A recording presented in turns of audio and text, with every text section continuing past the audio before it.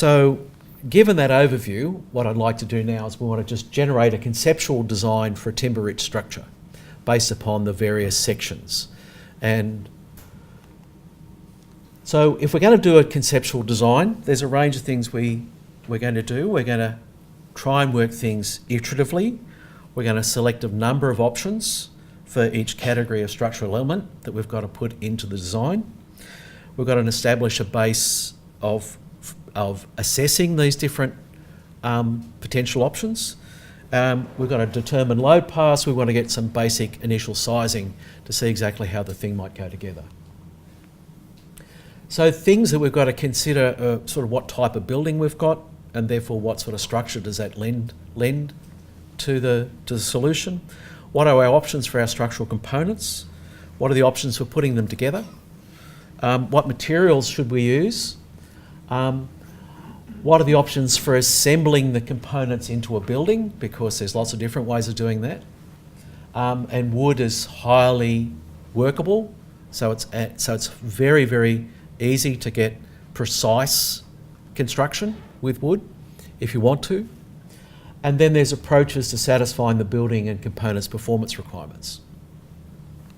So if we take each of those steps in sequence, and most of you will have noticed that a lot of our sections actually align with each of those particular bits. So if we look at the type of building, then if we're looking at building typologies, we've probably got three main ones.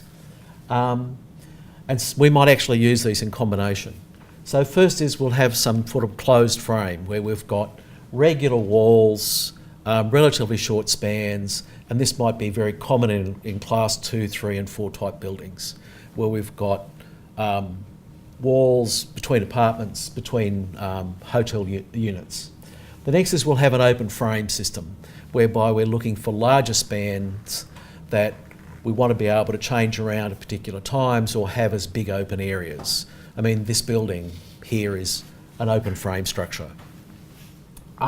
Then we might have a single level system where we've got maybe stuff on the ground in a single story, or where this might also then apply to the roof of an open frame structure or even the roof of a closed frame, because obviously the roof has different performance requirements to the intermediate floors.